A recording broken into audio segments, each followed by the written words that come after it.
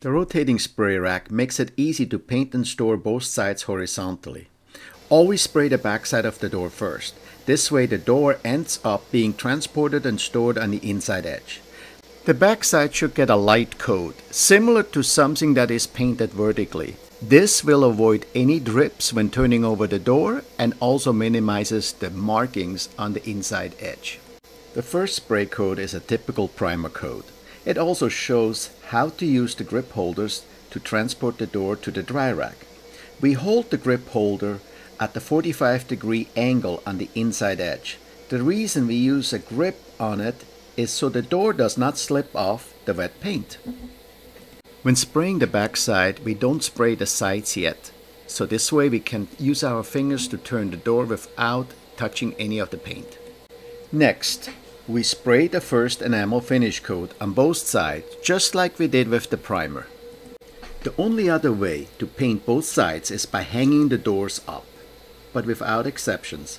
A vertical application will never look as beautiful and professional as a horizontal finish application. Not because of the painter's craftsmanship, but for the simple reason that gravity lets you apply a much nicer finish if painted horizontally. Plus, hanging up the cabinet doors takes lots of effort and time. Now we use the two grip holders again to transport the door over to the dry rack, the same way as with the primer. We let that door dry overnight, and we did not touch that door until we started this part of the video. As you can see for yourself, there's a couple of very small spots where the door laid on the bent aluminum rods. The door rack painter will also solve the ongoing storage problems most painters experience when painting cabinet doors. This is the second and final satin finish coat. It does not make a difference if a solvent or an acrylic paint is used. Number one reason to use the door rack painter. If a cabinet job gets one primer and two finish coats, and each coat has to dry overnight, if each side of the door gets painted separately, that job will take 6 days.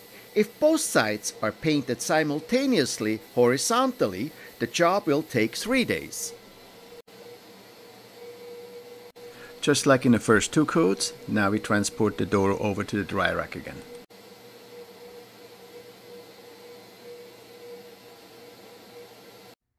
Just like the previous coat, we let that door dry overnight. We did not touch it or move it until we started this segment of the video. We could not find any markings on this door.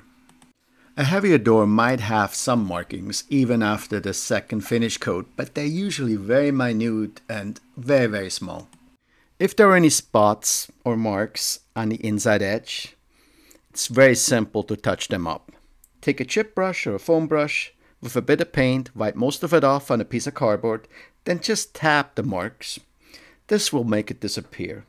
This only will take a couple of seconds per door.